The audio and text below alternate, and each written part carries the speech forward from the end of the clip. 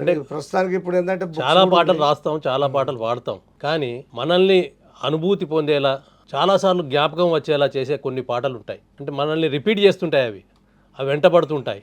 అలాంటి పాటలు ఏమన్నా ఉన్నాయా? చాలా పాటలే సార్. ఇప్పుడు జానపదాలు చెప్పి అన్ని ప్రేమ సార్. ఇప్పుడు అంటే ప్రస్తుతానికి వేరేగా రత్తనగా టైప్ గుర్తులేవు కానీ గంటీలు పెట్టుకున్న గుంటూరు పిల్ల గంట కూడా నిన్నిడిచి ఉండలేని పిల్ల చక్కర పిల్ల అని ఇట్లాంటి పాటలు ఇంకా బాగున్నాయిపోతాయి. కళ్ళు పాటలు రాసినాము, కామెడీ రాసినాము. అంటే కళ్ళు మీద ఏం రాశారు?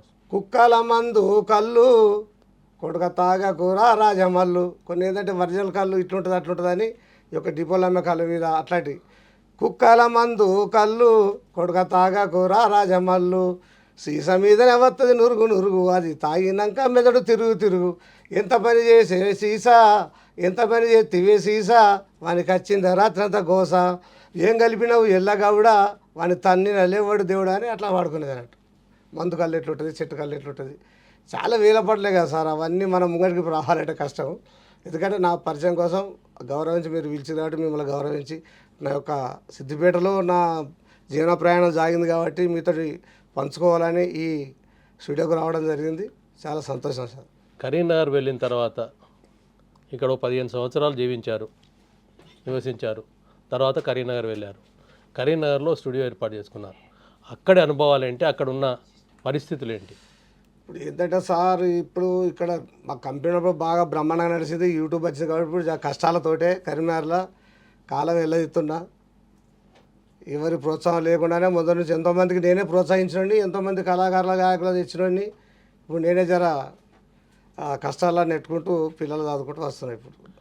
ఎందుకంటే యూట్యూబ్ బాగా ఇబ్బంది ఉంది కాబట్టి. అప్పుడంటే ఒక సీడీ 5 రూపాయలు కొన్న సీడీ మాకు 20 రూపాయలు లాభం అవుతుంటే అప్పుడు బాగున్నాయి. కానీ ఇప్పుడు అట్లా యూట్యూబ్లో ఏంటంటే వాడు ఇచ్చినట్టు మనం చూడాలంతే, డిమాండ్ చేస్తే నడదు యూట్యూబ్లో.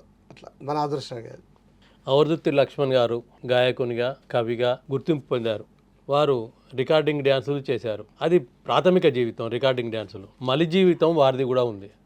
వారు నటులుగా అనేక సీరియల్ లాంటివి ఎన్నో వాటిలో, భక్తికి సంబంధించిన వాటిలో వేషధారణలు వేసి పాటలు పాడి ఆటలు ఆడినవారు, నటనలో ఆరితేరినవారు. ఆ జీవితం గురించి ఏమైనా వివరిస్తారు? ఆ జీవితం అంటే నేను నటునిగా చేసిన ఏంటి? డాన్సర్గా, డాన్స్ మాస్టర్గా, తర్వాత నటునిగా చాలా సీరియల్ చేశాను నేను.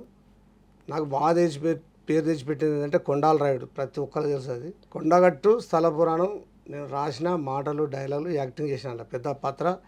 నా పాత్ర చూస్తే అందులో చాలా ఏడుపు, చాలామంది ఏడుస్తారు. అలాంటి పాత్ర చేసిన. తర్వాత బాలనామ కానీ, అడవి లంజమ్మ కానీ, ఇంకా కొన్ని సీరియల్లో కూడా చేశాను నేను. నాకు బాగా పేరు తెచ్చిపెట్టిందంటే కొండగట్టు భక్తులకు చాలా ఇష్టమైన చరిత్ర ఏంటంటే కొండాల రాయుడు చరిత్ర. అంటే కొండగట్టు చరిత్ర ఆధారంగా రాసిందా లేదా కొండగట్టు మీరు సార్ చెప్పండి. మీరు సృష్టించిందా దాన్ని?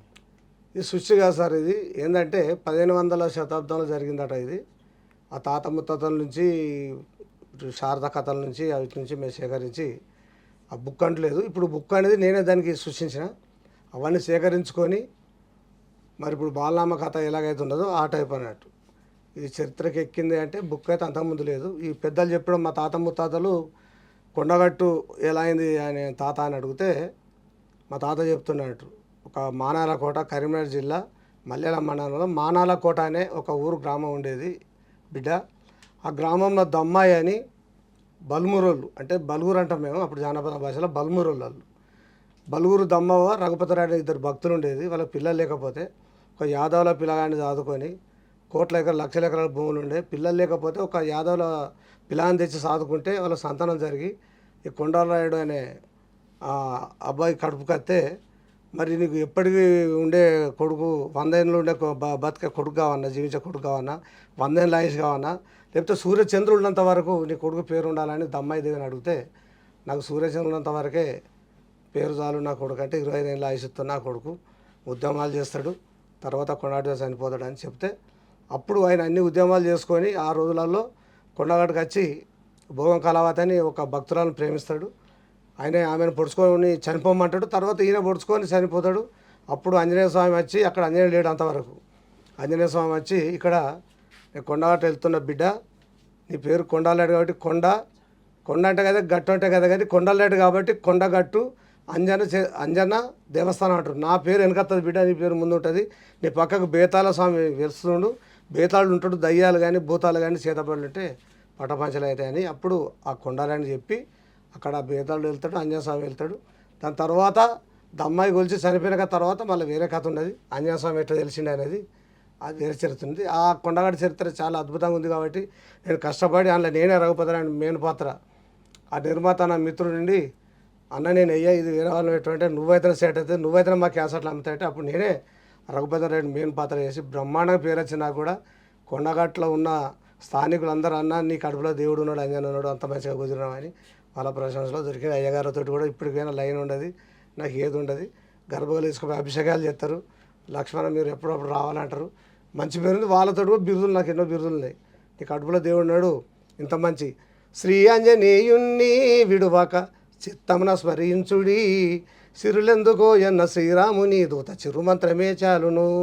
భక్తాంజనేయుణ్ణి విడువక భక్తితో భజింపు, భాగ్యమెందుకు రన్న పవన సుపుత్రుని భజన ఒకటి చాలును. వీరాంజనేయుణ్ణి క్షణమైన విడువాక జపించుము, విత్తంబునకు మిన్న వాయుకుమారుని వరమునను చాలును. బండాల నడుముండెను కొండపై వెండి కొలను ఒకటుండెను, నిండు మనసు తోడ గుండంలో మునుగుతే గండాలెదొలిగేను.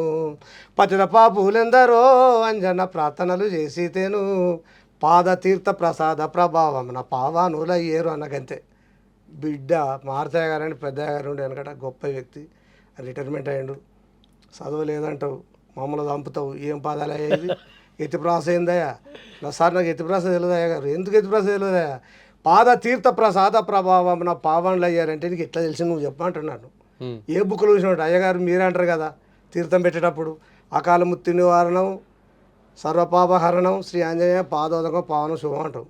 పాదం అంటే కాళ్ళు ఉదకం అంటారు నీళ్ళు అయ్యగారు. పాదాలు కానీ నీళ్ళు మీరు తీర్థాన్ని కలుపుతారు.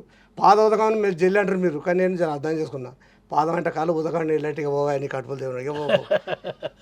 శ్రీరారెడ్డి కూడా ఎంత చదివినాడు కానీ చదివినా మన ఏం పాదాలే అవి దిగునా కదా, ఇవేరా కొత్త కొత్త పదాలు పెట్టి రాసినాం.